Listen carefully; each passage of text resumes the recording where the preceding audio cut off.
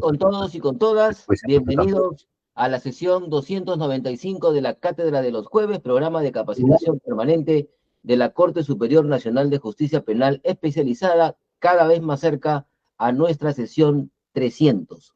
Saludamos a quienes nos acompañan hoy a través de todas nuestras plataformas, ya sea por el Facebook, es decir, las redes sociales, o el canal Justicia TV.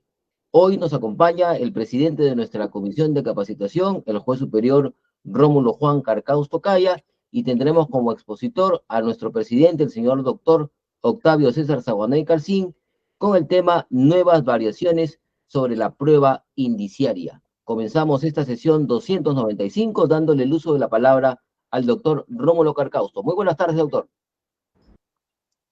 Muy buenas tardes, doctor César. Buenas tardes a cada uno de los participantes de esta sesión de la Cátedra de los Jueves. El día de la fecha, como toda la semana, nos corresponde presentar a nuestro ponente, al doctor César Zaguanay, quien el día de hoy va a compartir no solamente sus conocimientos, sino su experiencia vivida y asimilada en el desarrollo de los casos, en el desarrollo, tratamiento y juzgamiento de los casos penales en criminalidad organizada. Como ustedes han podido verificar, en la Cátedra de los Jueves hacemos una selección de magistrados, de profesores universitarios, así como de temas que consideramos que es de necesidad y utilidad en la formación profesional de los oyentes y particularmente de los jueces. Como se puede apreciar, el día de hoy es un tema de palpitante actualidad. Es un tema que en el quehacer diario del desarrollo y desempeño de la judicatura y para tomar decisiones, los jueces comienzan a desarrollar y evaluar lo que consideran ahora la prueba indiciaria, antes llamada prueba indirecta, y esta prueba no siempre se mantiene desde la óptica jurisprudencial y dogmática con los mismos conceptos, con el mismo desarrollo dogmático como se ha conocido. La dinámica del proceso, la dinámica del conocimiento de lo que hacer de derecho, también incorpora nuevas tendencias, nuevas corrientes, nuevos criterios en la aplicación y preparación de la prueba indiciaria. El día de hoy es un tema que va a abordar el doctor César Zaguanay, que nos va a presentar, como vuelvo a señalar, desde su formación académica y su experiencia en la judicatura, cuáles serían las variaciones con relación a la prueba indiciaria. Doctor César Zaguanay, esta es su casa profesional, donde usted se desempeña como juez superior. Corresponde no solo darle la bienvenida, porque usted siempre es bienvenido, sino desearle los mejores éxitos y esperando nosotros, los oyentes y los discentes, captar lo mejor de su acervo profesional, intelectual y de su experiencia. Agradecemos por este intercambio de conocimientos. Gracias, doctor Rómulo Carcaus Tocaya, presidente de nuestra comisión de capacitación. Antes de que el doctor Zaguanay comience con su exposición, decir que él es abogado por la Universidad Nacional de San Agustín de Arequipa en el año 1992, magíster en Derecho Penal también por la Universidad Nacional San Agustín de Arequipa en el año 2008, doctor en Derecho por la UNSA año 2010, candidato a doctor en Derecho y Ciencia Política por la Universidad Nacional Mayor de San Marcos. Ingresó en primer puesto en los procesos de admisión a doctorado, tanto en la UNSA como en la Universidad de San Marcos, especialista en docencia y argumentación jurídica por la Universidad de Alicante en España, y especialista en procesal penal y garantismo por la Universidad de Girona en España. En los últimos años ha tenido especializaciones en Puerto Rico, en China, en España, en los Estados Unidos, en Costa Rica, Panamá y Bolivia. En el campo de la docencia, profesor principal y asociado de la Academia de la Magistratura, y ha sido docente universitario entre los años 2008 y 2023 de posgrado en diferentes universidades del país. En su carrera judicial ha sido juez de paz letrado en 1997, juez mixto en el 2000 y juez especializado penal en el 2001 de la Corte Superior de Justicia de Arequipa. Juez especializado titular de la Corte de Arequipa en el año 2002. Juez superior titular de la Corte Superior de Justicia de Lima en el 2010. Presidente de la Corte Superior de Justicia de Lima Sur en el periodo 2013-2014 y actualmente es presidente de la Corte Superior Nacional de Justicia Penal Especializada desde el año 2021. Las muy buenas tardes al doctor Octavio César Sabonet García. Adelante, por favor. Muy buenas tardes, estimados amigos de la Cátedra de los Jueves. Un saludo cordial a Rómulo Carcausto, presidente de la Comisión de Capacitación de nuestra Corte, y a todos nuestros seguidores. Si uno hace una visión hacia atrás, ve cómo es que de una primera sesión, hoy estamos ya prácticamente a 5 sesiones de llegar a la sesión número 300, que va a ser todo un acontecimiento para nosotros. Y muy complacido de retornar. Estuve algunos años en que no estuve programado, quizás porque siempre hubo profesores que colaboran con nosotros y desean participar en nuestro programa, al cual nuevamente les reitero desde aquí el agradecimiento. Este es nuestro programa icónico de la Corte Superior Nacional, que viene desde lo que era antes la Sala Penal Nacional. Entonces, nosotros nos hemos planteado un tema porque, si mal no recuerdo, el primer tema que yo toqué en la Cátedra de los Jueves fue precisamente un análisis de una casación que fue trascendente por la Corte Suprema con relación al tema de la prueba indiciaria. Y por eso se ha titulado Variaciones sobre la prueba indiciaria. Es decir, qué ha pasado de un tiempo a esta parte desde el punto de vista de la dogmática y la evolución jurisprudencial de la Corte Suprema fundamentalmente, y también alguna del Tribunal Constitucional, que tiene mucho que ver, como sabemos, por el control que hace del canon constitucional de las resoluciones que los jueces emiten. Bien, sin más entonces vamos a empezar. Vamos a hacer uso de nuestras pantallas táctiles. Y la primera idea que debe venirse, o en todo caso a mí se me viene cuando explico este tema de la prueba indiciaria, es un poco el título que dice Modelo para armar, ¿no? Una novela de Cortázar, el escritor argentino, 62, Modelo para armar, que a mí perfectamente me permite encuadrar y entrar de frente, como se dice, a la yugular. ¿Qué ocurre? La prueba indiciaria, hagamos de cuenta que en el proceso, esas dispersas de un rompecabezas. Y entonces uno tiene que tener cierta experticia, cierta metodología para poder armar un rompecabezas. Y de eso se trata, porque no vamos a pretender que aquí, como vemos en esta imagen, si nosotros hacemos una reconstrucción desordenada, podríamos ver que la imagen nos conduce a diferentes ángulos. Esto, si bien es cierto, es una pintura vanguardista, pero no refleja lo que en la realidad ocurre. Bien, recordemos un poco al Homo sapiens, cómo empieza su historia.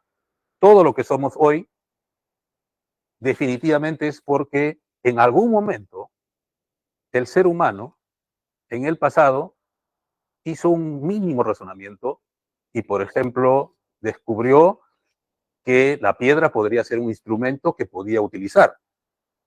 Y eso ha ocurrido ya desde hace 2.6 millones de años, según las últimas investigaciones que hemos ido verificando.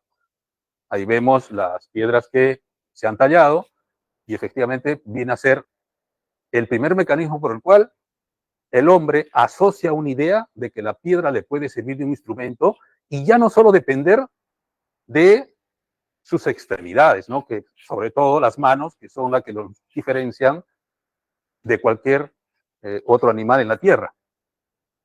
Luego, cuando era ya prácticamente hace 1.8 millones de años, recién esa piedra que se talló pudo dar forma a una punta de una flecha, ¿no?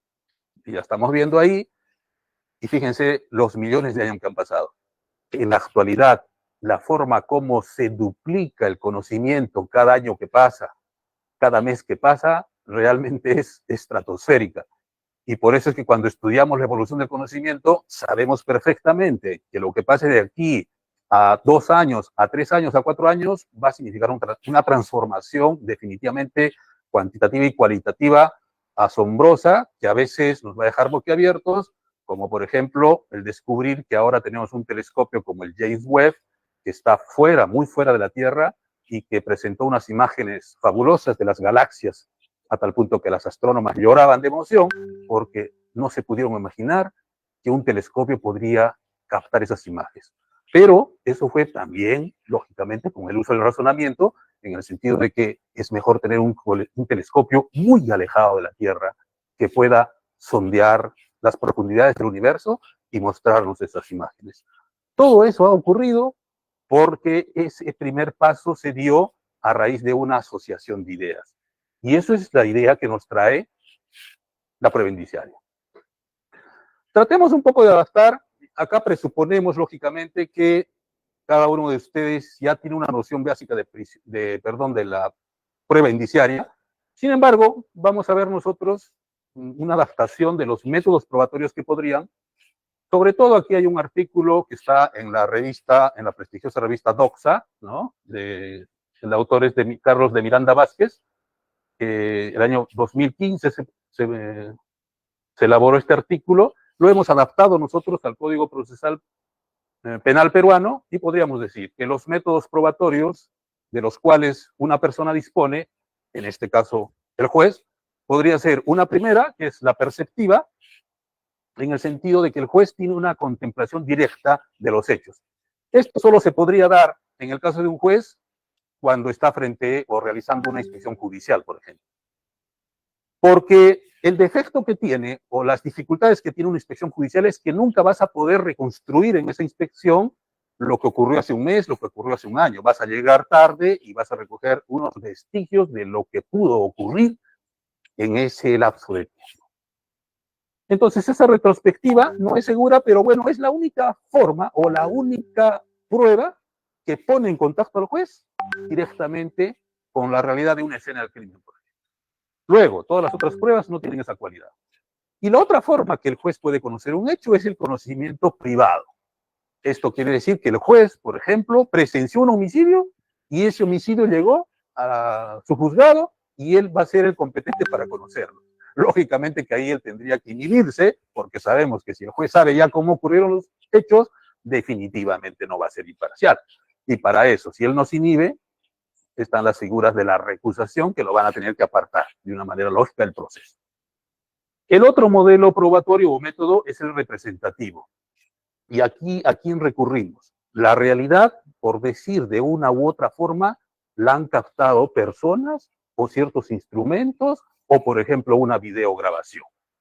Entonces, estas son replicadas ante el juez y entonces estas dos formas, la perceptiva y la representativa, representan lo que nosotros llamamos prueba directa.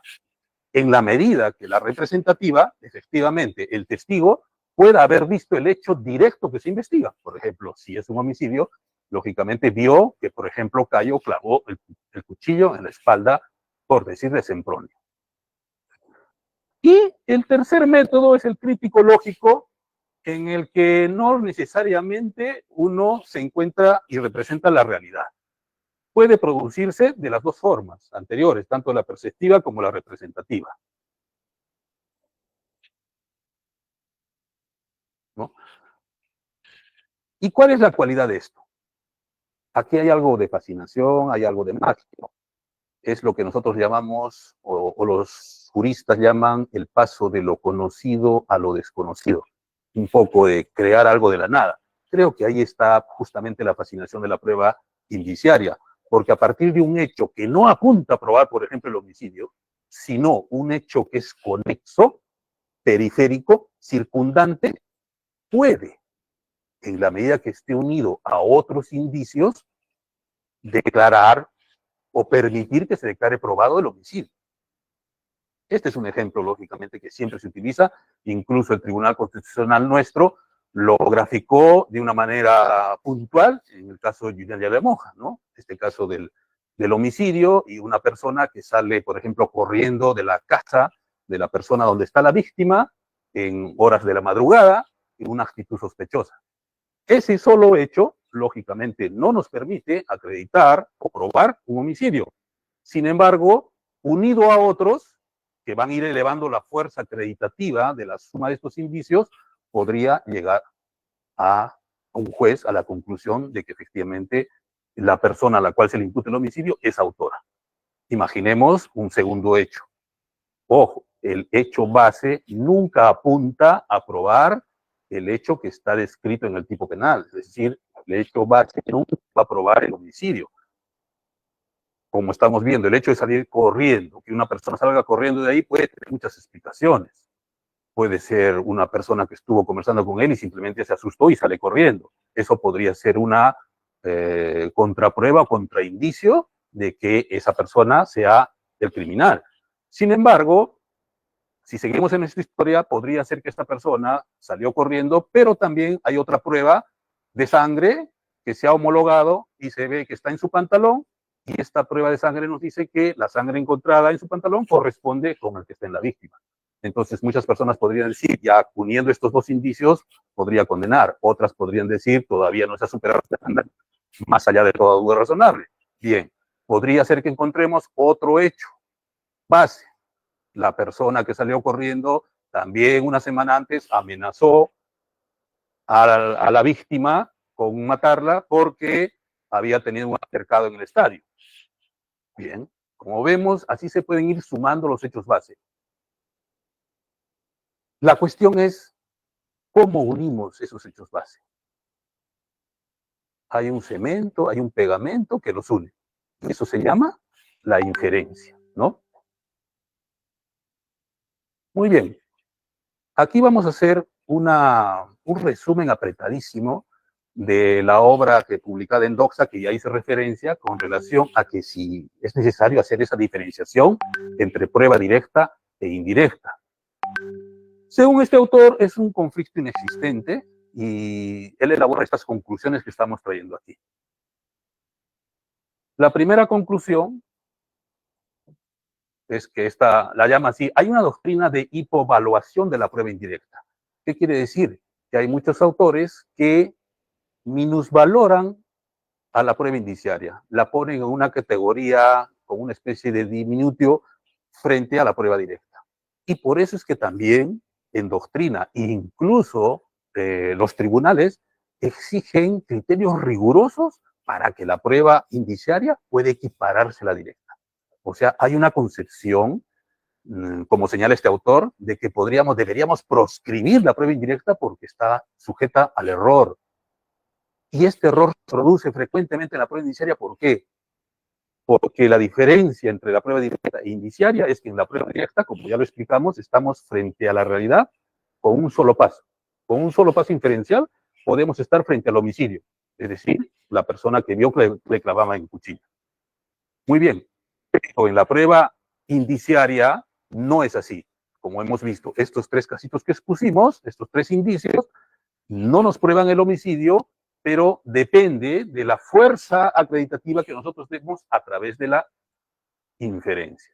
Muy bien, entonces este tratamiento, digamos, discriminatorio en cuanto a la fuerza acreditativa de la prueba indiciaria no es tal. Desde un punto de vista legal, no existe tampoco en nuestro sistema alguna norma que permita hacer esta discriminación.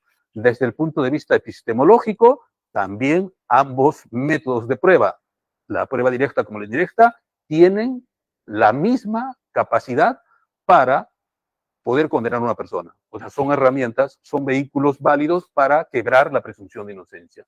Y también desde un punto de vista lógico e histórico, tampoco existen razones para señalar que debe haber una superioridad entre estas pruebas. Y en la historia todos vemos que en la Edad Media, lógicamente la prueba reina, ya sabemos todos, era la confesión, y por supuesto la confesión como prueba directa solamente se utilizaba, por ejemplo, para arrancar una confesión porque había una sospecha, y precisamente la sospecha es un familiar del indicio. Entonces yo tenía que utilizar la prueba indiciaria precisamente para torturar. ¿Por qué? Porque sospechaba que el señor, por decir, había pues hurtado, había robado, qué sé yo. Entonces, ¿qué sugiere este autor? Que esa doctrina de la hipovaluación, o sea, la degradación de la prueba indirecta, debe ser abandonada, porque precisamente no tiene sustento. La segunda, ¿qué propone este autor? Que debemos dar paso a la doctrina de la completa equiparación entre estos dos métodos probatorios. El método probatorio directo y el indirecto tienen idéntica valencia probatoria, es decir, la misma fuerza para poder conseguir una sentencia condenatoria. Y en caso, lógicamente, que tanto la prueba directa o indirecta no logren quebrar la presunción de inocencia, evidentemente tendrá que absolverse. Y una tercera conclusión, que es digamos, la más atrayente de todas ellas, es que no existe un verdadero conflicto entre las pruebas directa e indirecta. Tampoco hay una diferenciación jerárquica. Pero lo más importante, son totalmente interdependientes. Por extraño que parezca, la prueba directa y la prueba indirecta tienen que interactuar para poder existir. A tal extremo, él concluye que si la prueba directa sin el apoyo indirecta queda vacía de contenido. ¿Lo vamos a explicar? Bueno, hay un ejemplo que él da, pero nosotros hemos formulado otro en función a los precedentes del Perú, ¿no? Y acá tenemos, por ejemplo, el acuerdo plenario número 2/2005, que es conocido casi por todos los abogados que se dedican al campo penal, en el sentido de que allí se fijaron los requisitos que debe reunir cuando hay un testimonio único que viene generalmente de quien ha sido agraviado en el delito. Como todos sabemos, las garantías de esa certeza, de acuerdo a este plenario del 2/2005, son, ya sabemos, ausencia de incredibilidad subjetiva, verosimilitud y persistencia en la incriminación. Fijémonos en el segundo. Cuando habla de la verosimilitud del acuerdo plenario, nos dice que esta no debe incidir solamente en la coherencia y solidez de la propia declaración, sino que debe estar rodeada de ciertas corroboraciones periféricas. Y ahí está el truco. Ahora, nosotros, cambiando lo que haya que cambiar, mutatis mutandis, adaptamos un poco nuestras propias conclusiones a las que da este autor en su artículo en Doxa. Si la Corte Suprema está frente a un testimonio único de agraviado y le exige corroboración periférica, ¿de dónde podría venir la corroboración periférica? Hacemos la pregunta. ¿De una prueba directa? No, pues no, porque si ya fuese otra prueba directa, no habría necesidad de decir que hay testimonio único. Entonces, esa prueba directa necesariamente tiene que ser complementada con una prueba indirecta. Esa es la corroboración periférica. En otras palabras, de manera implícita, la Corte Suprema nos dice que el relato de un agraviado es insuficiente para enervar la presunción de inocencia y que esas corroboraciones periféricas solo se pueden hacer con prueba indiciaria, definitivamente. Y ahí estamos viendo ese binomio, esa interdependencia que debe hacernos alejar. Algunos autores más radicales, por ejemplo, Jordi Ferrer señala que ya esa diferenciación debido a los tachos de basura, ¿sí? Así lo escuché en una conferencia que pude ver, y creo que todas estas conclusiones que se dan aquí desde el punto de vista comparativo de ambas figuras llevarían en un futuro a desaparecer la inferencia. Hay otros autores también que señalan, oiga, para tener prueba directa o prueba indirecta, siempre tengo que utilizar algunas inferencias para validar la prueba. Ergo, si tengo un testigo, el mismo ejemplo que dimos, si tengo un testigo que dice que vio que Cayo clavó el cuchillo en la espalda de Sempronio, ¿el juez definitivamente con esa declaración va a condenar? No, porque va a evaluar la credibilidad. Y la credibilidad de un testigo no la vamos a poder graduar con una prueba directa. Tendremos que recurrir otra vez a la prueba indirecta. Entonces, para enervar la presunción de inocencia, necesitamos la corroboración de esta prueba directa del testimonio único del agraviado, en este caso con alguna otra. Puede ser, por ejemplo, un hematoma en el caso de violación de la libertad sexual, o que perfectamente es un indicio. Bien. Entonces, aquí la conclusión es que si solo contamos por prueba indirecta, resulta imprescindible el empleo de la prueba indiciaria para corroborarla. Vayamos ahora a un tema, la potencia del caso a veces es mejor, y aquí vamos a resumir de una manera muy también apretada una imputación fiscal en la casación 191-2022 Tumbes, ¿no? Aquí había un tema de una licitación pública de mejoramiento de una vía urbana, y se otorgó la buena pro y suscribieron el contrato de ejecución de obra entre el gobierno regional de Tumbes y firmó aquí el gerente regional de infraestructura, ¿no? No el presidente o el gobernador, y un contratista, un consorcio del nombre Luren Maciza y CMT. El monto de esta licitación era de 2.121.200 soles. Y entonces con posterioridad se descubrió que se hicieron unas adendas, pagos adicionales, etcétera, etcétera, que no estaban justificados. Y ese es el meollo de la imputación. Nos vamos a ir de frente al razonamiento que tiene que ver con la prueba indiciaria respecto que hace la Corte Suprema en el fundamento sexto.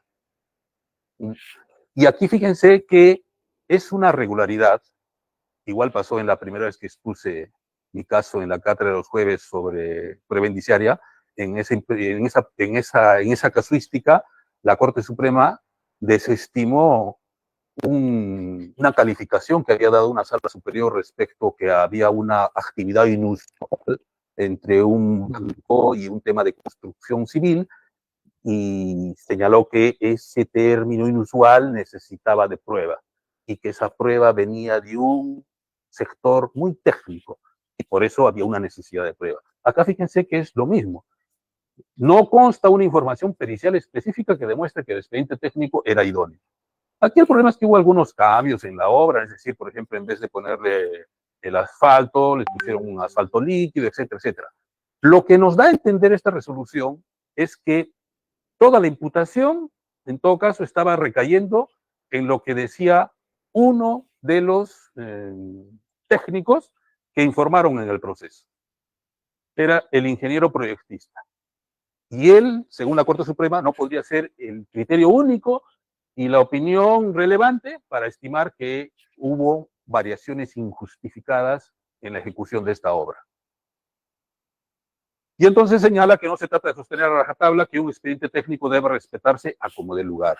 Hay cambios que a veces se pueden hacer por fuerza mayor, y esto lo dice la Corte Suprema, que hay otros funcionarios que declararon de la municipalidad que incluso tenían mayor jerarquía que este ingeniero, quienes señalaban que las modificaciones a la obra y las adendas estaban plenamente justificadas. En este caso, si seguimos con la historia, es de que con relación al tema del uso de la prueba indiciaria, lo relevante era señalar si se incorporó fundadamente un razonamiento inferencial. Otra vez dijimos, es el cemento que une los hechos base, que permita concluir con suficiencia que se produjo una concertación defraudatoria. Y fíjense el razonamiento que emplea la Corte Suprema, ¿no? Dice, si el monto que se ha defraudado alcanza 70.385.000 soles, esa cantidad en función a la inversión comprometida no es especialmente importante. Y por ello no permite sostener, por esa sola cantidad adicional, que haya mediado el concierto de 6 funcionarios regionales, incluido el presidente regional. Entonces, los indicios, según la Corte Suprema, a lo mucho podrían probar que había una responsabilidad civil o una conducta funcional, y es más, la Oficina de Control Institucional Regional solo afirmó que existía ese tipo de responsabilidad. Entonces, esto, como vemos, fundamentalmente nos pone en aviso a que en estos tiempos de modernidad, como lo dijo Rómulo Carcausto, nosotros somos parte de una corte que ve casos complejos, y precisamente la complejidad de la prueba nos va a poner permanentemente frente a la posibilidad de utilizar la prueba indiciaria. Y estamos viendo acá que la prueba indiciaria a veces es superada porque se necesita una prueba pericial científica, y eso es propio de la realidad de los tiempos actuales, ¿no? Ya sabemos que en doctrina se señala que incluso por el criterio de deferencia, a veces la opinión de los peritos es la que finalmente desplaza la decisión cognitiva de los jueces. Acá tenemos una resolución del Tribunal Constitucional, el expediente 4554-2023, habla de que en una sentencia de vista, la imputación se motiva, dice, en base a referencias de actos, supuestos actos de colusión. Sin embargo, ojo aquí, la argumentación de la prueba indiciaria no ha sido debidamente desarrollada por los jueces demandados, sino que se centra en el hecho de haber tenido conocimiento de la existencia de una serie de informes técnicos previos. Ahora, fíjense el razonamiento que hace el Tribunal Constitucional, ¿no? Cuando dice, el hecho de haber tenido solamente el conocimiento de la existencia de una serie de informes técnicos, y estos informes que concluían que debe declararse la nulidad del proceso de selección, así como que se retrotraiga la etapa de convocatoria. Lo cual, según el TC, no constituye un indicio cierto y seguro de la concertación, debido, entre otras cosas, a que los testigos, por ejemplo, también tienen conocimiento de los hechos y, sin embargo, no son penalmente responsables. Bueno, aquí creo que este razonamiento, particularmente en estos dos renglones, uno no podría estar de acuerdo, fundamentalmente porque sabemos que hay una condición especial, ¿no?, en el delito, en este caso de funcionario, que no lo podría tener cualquier testigo. Entonces estamos tratando de comparar. Sin embargo, con el resto del razonamiento, nosotros estaríamos de acuerdo, ¿no? Aquí lo que vemos es que en ocasiones ocurre, y a veces lo hemos visto aquí en casos de la Corte Superior Nacional, donde el Tribunal Constitucional ingresa a temas penales y a veces ocurren, como siempre pasa, algunos deslices como ellos. Sin embargo, en este caso, el ponente de este expediente, el doctor Gutiérrez Tixe, debe ser, a no dudarlo, uno de los que mejor domina el tema de la prueba indiciaria en función a los votos que hemos podido ver que él desarrolla en estos últimos años en el Tribunal Constitucional, de tal manera que estamos muy complacidos de que desde el máximo órgano de control de la Constitución, también este tema de la prueba indiciaria merezca la preocupación y la prolijidad de nuestros magistrados. Bien. Esta pregunta también nos las hicimos, ahora la hemos un poquito mejorado y reformulado. En el momento de que un juez está sentenciando, ¿puede construir una inferencia no propuesta por el fiscal en su alegato de clausura? Inicialmente habían posiciones de que esto no podía ser así, que el juez no podía construir una inferencia que no haya sido propuesta por el fiscal. Se decía que ahí se vulneraba el artículo 159.4 de la Constitución, pues el Ministerio Público es el titular de la acción penal, por lo tanto, si va a proponer prueba o si va a proponer un indicio, tiene la obligación de desarrollar la inferencia cuando haga su alegato de clausura. También se mencionaba el artículo 14 de la Ley Orgánica del Ministerio Público, en el sentido de la carga de la prueba que tiene el Ministerio Público, y también cómo esto podría vulnerar el derecho de defensa. Sin embargo, ya en esa época, cuando exponíamos el tema, en la primera cátedra de los jueves yo expuse el tema de esta casación, la 628-2015 Lima, ¿no? Posteriormente, ahora han salido 3 resoluciones de la Corte Suprema. En 2018 se dio este recurso de nulidad, el 1248-2018, donde en un caso de violación de la libertad sexual, la Corte Suprema enfáticamente señaló que la prueba indiciaria es un método de valoración de prueba y que no es una prueba propiamente. Entonces, esto tiene importancia porque si no es propiamente una prueba, entonces no hay obligación a decir que el Ministerio Público tenga que presentarla en todos sus contornos. ¿Se entiende, no? Porque no es una prueba, sino es un método. Muy bien, si uno revisa estas 3 resoluciones que les voy a decir ahí, tanto la casación 980-2020 Lambayeque como la 180-2020 La Libertad, ya la Corte Suprema es más explícita, incluso en una que fue una calificación de una casación, donde linealmente rechazó un recurso de casación precisamente porque desde el SAC le dice y le conceptúa que no se pueden cuestionar este tema de la libre valoración por parte de un tribunal, porque si él utiliza una inferencia que no ha sido propuesta por el fiscal, está en la soberanía de lo que puede hacer un juez. Bien. Y esto es lo que gráficamente se puede decir, ¿no? Mi maestro Manuel Miranda Estrampés en su momento ya lo dijo, él publicó incluso un libro en Perú con relación al Código Procesal Penal, en el sentido de que el método probatorio es el que corresponde calificar así a la prueba indiciaria. Solamente hay actividad inferencial y que no es un medio de prueba. Bien, este es el recurso de casación donde les decía, donde se califica el recurso y donde se dice que la prueba por indicios no es un medio de prueba, sino un método de evaluación. Es la primera casación que da este paso. Anteriormente fue un recurso de nulidad, como lo habíamos dicho.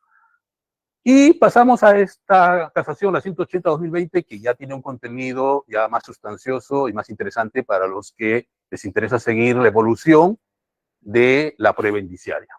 Aquí expresamente se consagra que el indicio no puede incorporarse de oficio. Entonces dirán, ¿cómo? ¿Cómo que no puede incorporarse de oficio? ¿Qué es lo que acaba de decir la Corte Suprema? Muy bien. Yo creo que aquí hay que hacer la precisión. La Corte Suprema se refiere a que el indicio, lógicamente, el hecho base, ese sí tiene que ser propuesto por las partes. Ese hecho base no puede ser propuesto por un juez, definitivamente. Es obligación de las partes postular los enunciados tanto de la acusación como de la defensa. Ahora, fíjense, ahí dice, distinto del indicio en cuanto hecho es el medio de prueba y su apreciación. Y fíjense lo que dice ahí. Este último se solicita, se admite, incluso excepcionalmente puede incorporarse de oficio. Incorporarse de oficio propiamente le corresponde al juez. Se ejecuta y se debate y forma parte del material probatorio, que el órgano jurisdiccional aprecia como tal. Basta. ¿Qué es lo que basta? Ya eso lo dijo la Corte Suprema en el recurso de nulidad anterior, pero ahora está mejor formulado. Basta que de uno u otro modo haya formado parte del juicio y que su invocación para la convicción judicial no sea sorpresiva. Por supuesto, si el hecho base o los hechos base nacieron al calor, en la fragua del método contradictorio, lógicamente que estuvo presente la fiscalía, estuvo presente la defensa. Y si ahí se fijaron estos hechos base, y si el fiscal en su alegato de clausura omite formular la inferencia, por supuesto que un juez puede, como dice acá, incorporarla de oficio. Claro, eso debería ser una excepción. Ahora, lo que nosotros postulamos aquí, precisamos en todo caso, desde nuestra perspectiva, es que esta es una solución a un tema de impunidad, ¿no? Colmar lagunas de impunidad. Pero ¿qué es lo óptimo y qué es lo correcto? Que el Ministerio Público, cuando tiene los hechos base, tiene la obligación de formular las inferencias. Sin embargo,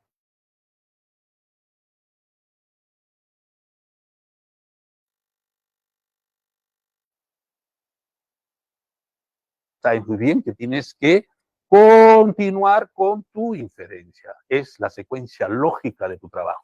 Pero, sin embargo, en caso que pueda ocurrir un desliz, la Corte Suprema ha dado la metodología por la cual el juez sí puede formular la inferencia y resolver lo que corresponda, ¿no?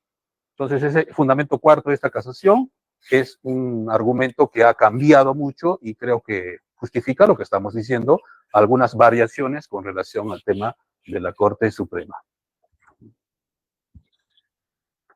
Ahora vamos a otra casación, que es la 1726-2019, con relación a un punto que tiene que ver con todo este tema de las inferencias y que exige la norma y la jurisprudencia, que el enlace que construyamos, el cemento con el cual vamos a pegar estos hechos base, tiene que ser un enlace preciso y directo.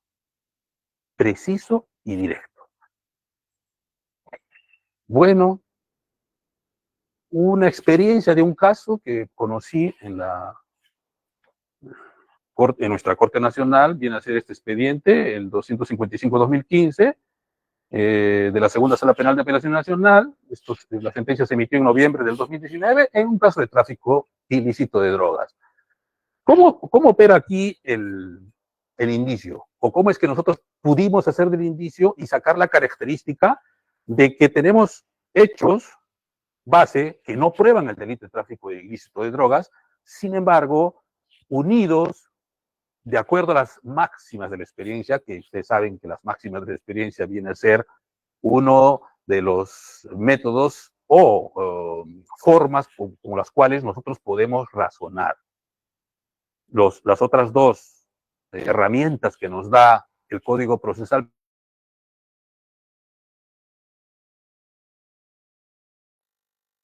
Penal son las más difíciles, en ciertos casos, son las máximas de la experiencia. Y hemos visto ya que esto a veces puede traer ciertos problemas, incluso a los magistrados, cuando se hace a veces un mal uso o a veces se formula una máxima de la experiencia muy vaga o absurda. Muy bien, en este caso, en concreto, ocurrió que eran 3 personas las que estaban imputadas por el delito de tráfico de drogas. Eran hermanos. Estos hermanos prácticamente ya fueron condenados porque en su momento admitieron los hechos. Pero solo quedaba una persona por juzgar, que era una de la pareja de estos hermanos. Y los hechos eran, por lo que forman parte del indicio en todo caso, es que estaban viajando por la carretera Panamericana Sur, cerca a Coca Chacra en Arequipa, y entraron a un restaurante. Y en el momento que entran al restaurante, o sea, hay que precisar que cada bien venía en un vehículo. O sea, cada uno de los hermanos venía en un vehículo diferente. Lógicamente, en el vehículo donde estaba la pareja de la imputada, no había droga, pero en el otro vehículo sí. Y estos 2 vehículos llegan a un restaurante, bajan estas 3 personas, se reúnen y es hecho, la imputada, la acusada, señaló que era una coincidencia. Entonces, ya sabemos en el tema de la máxima de experiencia que eso sea una coincidencia.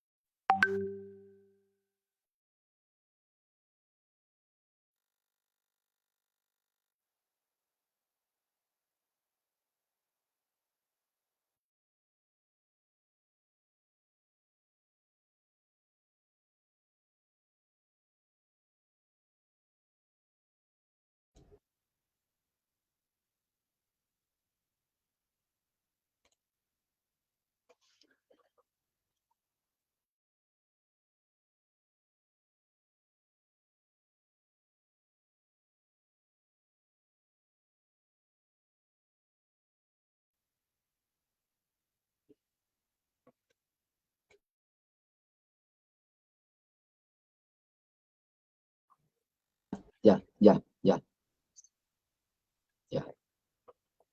Hemos superando, creo que ya estamos listos para poder regresar.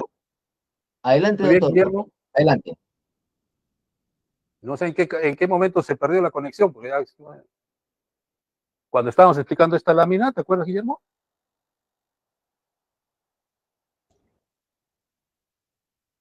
Bueno, Sí, siempre ocurren quizás así es, doctor, el, continúe. En esa el lámina uso es. de esta tecnología y no usar un PowerPoint, sino el Prezi, que tiene una velocidad, que exige una velocidad de un buen internet. Nos ha jugado una mala pasada, pero bueno, trataremos de acabar en el tiempo. Cuando dijimos que en esta casación, la Corte Suprema, en la 180-2020, señala que el indicio no puede incorporarse de oficio. Y claro, esto iría en contradicción con lo que habíamos avanzado ya. Sin embargo, la precisión debe hacerse. Una cosa es plantear el indicio. Eso es potestativo exclusivo de la parte, del Ministerio Público con las partes. En este caso, la defensa, las procuradurías.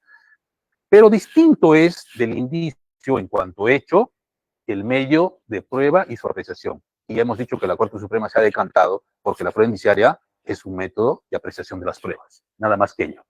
Por lo tanto, dice, respecto del medio de prueba y su apreciación, este último se solicita, se admite, se ejecuta y se debate. Pero incluso dice, excepcionalmente puede incorporarse de oficio. Y lógicamente, cuando se incorpora de oficio, se está refiriendo a que el juez lo puede hacer.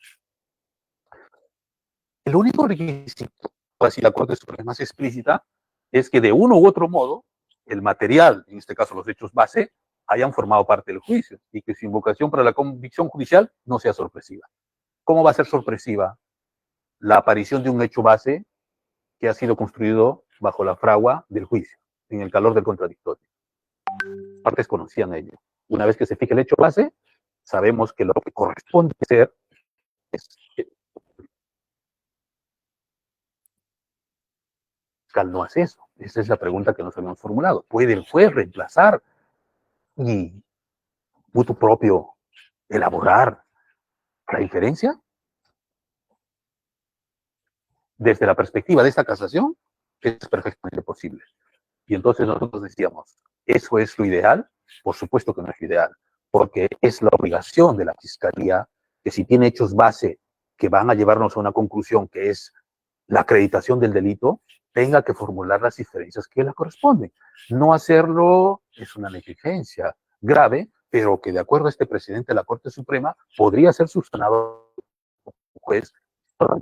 Por eso decimos que es excepcional, ¿no? O dice la Corte Suprema que es excepcional. Bien, y finalmente vamos a definir una figura que la Corte Suprema ha encargado de precisar de una forma más nítida qué características debe tener el enlace. Una de sus características es que el enlace debe ser preciso y directo. Esto, muchas de las personas que estudian esto no lo encuentran muy definido. En doctrina se dice, por ejemplo, que será preciso y directo en la medida que sea una de las conclusiones unívocas que uno tenga que obtener. Si es que la unión, la elaboración de la inferencia te lleva a varias conclusiones, por supuesto que no sería un enlace preciso y directo. Sin embargo, la Corte Suprema ha señalado que este enlace preciso y directo se debe a la forma en que se elabora esta argumentación correspondiente y esta descarta definitivamente la otra postura que es contraria o que se opone a la misma. Y en cuanto a lo que es directo, significa que de la inferencia que nosotros elaboremos, necesariamente los indicios tengan que acreditar la realidad del hecho que se imputa. Nosotros teníamos un caso que tuvimos en la segunda sala penal de apelaciones en el año 2019, en un caso de tráfico ilícito de drogas, donde eran dos hermanos y uno de los hermanos tenía a su pareja, eran los imputados, los dos hermanos admitieron los hechos y ya fueron condenados en el mismo caso, y faltaba imponer o decidir la situación de la pareja. Esta invocó en el siguiente conjunto de hechos que proporciona la Fiscalía como un... Cada uno salió en un vehículo, estaban por la carretera Panamericana Sur, y de pronto se detuvieron en un restaurante en la vía. Los dos hermanos descendieron y uno de los hermanos descendió con esta señora, que era la acusada, que estaba apelando, ¿no? ¿Y qué señalaba la pareja de este hermano con relación a este encuentro que tuvieron en ese restaurante? dijo que eso era una casualidad, que ella no tenía nada que ver, que desconocía que uno de los vehículos estaba portando droga, y esa afirmación, de acuerdo a las máximas de la experiencia, que es otra categoría que es reina de la prueba indiciaria, sabemos nosotros que la máxima de la experiencia debe ser elaborada en función a los criterios imperantes en una comunidad, y también está ubicada en un tiempo. Ahora, todos nos preguntamos, que dos hermanos viajen con uno con su carretera y que paren en un restaurante, en una carretera con la Panamericana Sur, y uno de ellos acompañado de su pareja, esta pareja sostenga que ese encuentro fue casual, esa afirmación es inverosímil, ¿sí? Inverosímil en el sentido que no es verosímil, porque verosímil es algo que se ajusta a lo que normalmente ocurre en la realidad. Y por eso es que si yo invoco una causal, en este caso de exculpación, tendría que acreditarla, porque aquí no funciona una inversión de la carga de la prueba, porque ya el Ministerio Público cumplió a través de este indicio con señalar un hecho. Ese hecho graficado, ese indicio, es suficiente para hablar de concertación. Sin embargo, este fue rematado con otro adicional, en el sentido de que había una escucha en la cual ella asiente el traslado de estas camionetas. En otras palabras, corroboraba lo que dice la Fiscalía en el sentido de que era la operadora logística de la institución. Entonces ahí la sala pudo elaborar por fin un caso que se podía asemejar, en que en este caso la inferencia se construyó con, en este caso, precisión, y fue directo, porque definitivamente acreditaba el rol de operadora logística de la institución, es decir, ella ordenaba qué vehículos deben salir y también el dinero con el cual cada chofer tenía que transportarse. Muy bien. Aquí ya estamos llegando al término. Tenemos para recomendarles una sentencia del Tribunal Supremo Español, la 3504-2019, que nos trae 20 reglas para aplicar la prueba indiciaria. Realmente, de las 20 reglas que he ido viendo ahí, muchas se adaptan perfectamente a nuestra realidad, pero en algunas, en todo caso, se van redundando las ideas, porque viene a ser una recopilación de las mejores jurisprudencias que ha podido elaborar el Tribunal Supremo Español. Esto ya lo vamos a compartir. En todo caso, para nuestros seguidores, la palabra clave sería la palabra inferencia, ¿no? Y acá decimos, ¿cómo realizar una inferencia? Por supuesto que no hay una metodología, no hay formación, escuela que nos haya formado, ahora que estamos en un proyecto, ¿no?, de tránsito quizás a la eventual creación de una escuela judicial. Podrían, claro, estos cursos de razonamiento probatorio incluirse en las mallas, de tal manera que una forma privilegiada y un lugar importante tendría que ocurrir ahí, que los jueces puedan perfeccionar su conocimiento respecto del uso de la prueba indiciaria en estos cursos que podrían habilitarse. En esta sentencia del Tribunal Constitucional, con esto terminamos, se grafican cuáles son los elementos y requisitos de la prueba indiciaria. O sea, algo así como que este es el manual para construir, el manual para armar tu rompecabezas que decíamos al inicio. Tienes que tener una afirmación de un hecho base o indicio, citar cuál es el hecho. Lógicamente, este tiene que estar probado. Una afirmación consecuencia, o sea, ¿qué se deduce de él? La referencia en la sentencia de lo que se deduce de él. Y el enlace lógico y racional entre el primero y el segundo de los elementos que lleva a la condena por la suma de los indicios plurales. Yo creo que esto es un mapa completo de los elementos. Ahora veamos los requisitos. Y los requisitos son estos 5. 1, pluralidad de indicios, aunque el propio Tribunal Supremo tiene algunas sentencias, una, sobre todo he detectado, donde pudo contar con un solo indicio, porque este tenía una suficiente fuerza acreditativa, pero esa es una excepción y creo que es una aguja en un pajar. Pero lo normal es que tenga que existir pluralidad de indicios. Incluso acá el Tribunal Supremo dice de España, dice no puede precisarse de antemano y en abstracto cuál sería el número. Y la pluralidad de indicios deben estar demostrados mediante prueba directa y que de manera directa, que de manera indispensable este enlace se dé de manera precisa y directa, ¿no? Y luego el cuarto requisito, que el órgano jurisdiccional motive el razonamiento de cómo ha llegado a la certeza de ese hecho presunto. Y finalmente, que el proceso deductivo tiene que aplicar máxima la experiencia, que ya las hemos explicado hace un momento. Yo les agradezco por el tiempo concedido y quedo a vuestra disposición en caso haya alguna pregunta. Muchas gracias. Muchas gracias, doctor Octavio César Saguanay Calcín. Repetirle a nuestros seguidores que la palabra clave de nuestra sesión 295 es inferencia. Ya se ha activado un enlace para que puedan registrar esta palabra clave y quede constancia de su participación en nuestra sesión 295. Tenemos algunas preguntas, doctor. Acá tenemos, dice, estimado doctor, en primera instancia me gustaría felicitarlo por su excelente presentación y, por otro lado, hacerle las siguientes preguntas.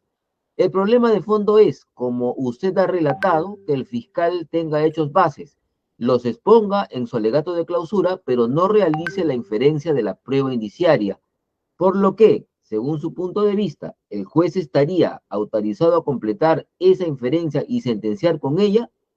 ¿Eso vulneraría el derecho a la defensa? Ese es un interrogante, doctor.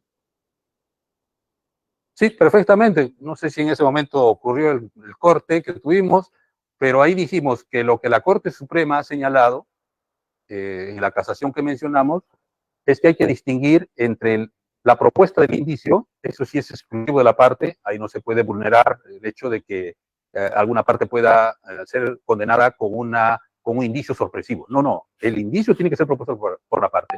Pero diferencia la Corte Suprema y señala, una cosa es el indicio y otra cosa es la libre apreciación de ese indicio.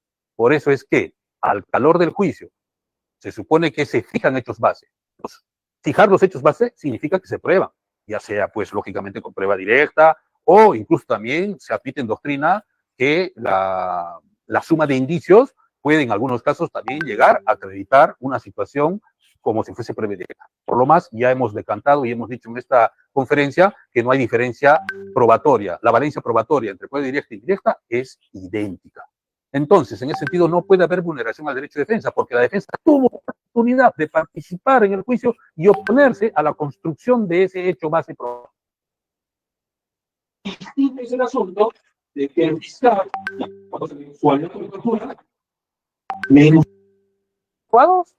pero omita unirlos armónicamente a través de la inferencia.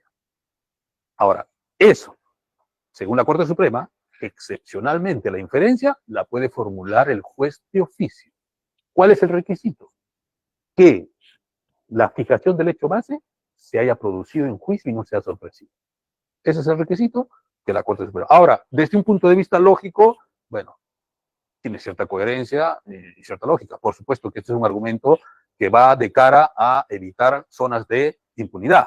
Sí, por supuesto, claro. Algunas defensas dirán, no estamos de acuerdo, pero creo que la construcción del razonamiento per se nos dice que aquí no hay ninguna vulneración a ese derecho de defensa. Tenemos aquí, dice, y como segundo punto, si el fiscal solo propone hechos bases y no logra consolidar su alegato de clausura, ¿usted cree que eso tendría que ser controlado de manera disciplinaria? Por supuesto, eso puede ser. Incluso nosotros en algunos casos hemos remitido copias al Ministerio Público, ¿no? Pero estamos en la obligación, lógicamente, inclusive antes que saliera este precedente expreso, nosotros habíamos desarrollado nuestras propias ideas en el sentido de que podíamos desarrollarlo así. Pero qué bueno que la Corte Suprema ahora ya lo ha dicho de una manera explícita, de tal manera que este punto medular en la formulación de la prueba indiciaria creo que pone en alerta a los fiscales. Es decir, ya, cuando estás en el tema de la prueba indiciaria, ojo, alegato clausura, no basta mencionar los hechos base, sino articularlos con una inferencia. Y las inferencias, lógicamente, generalmente son deductivas, ¿no? Entonces hay que dominar lo que mandan las reglas de la sana crítica, es decir, utilizar los criterios de la lógica, los conocimientos científicos y la formulación de las máximas de la experiencia, que es el tema central de la prueba indiciaria. Muchas gracias por su respuesta, doctor Saguanay. Queremos agradecerle su participación en nuestra sesión 295 de la Cátedra de los Jueves. Y como bien dijo usted al inicio de su presentación, estamos cada vez más cerca de llegar a nuestra sesión 300 en este año 2024. Anunciarles que en la sesión 296, dentro de una semana, nos acompañará el doctor Raúl Ernesto Martínez Guamán, con el tema delito de cohecho pasivo específico, problemas y respuestas. Han sido todos y todas muy amables. Nos encontramos en una semana en una nueva sesión de la Cátedra de los Jueves. Muy buenas tardes.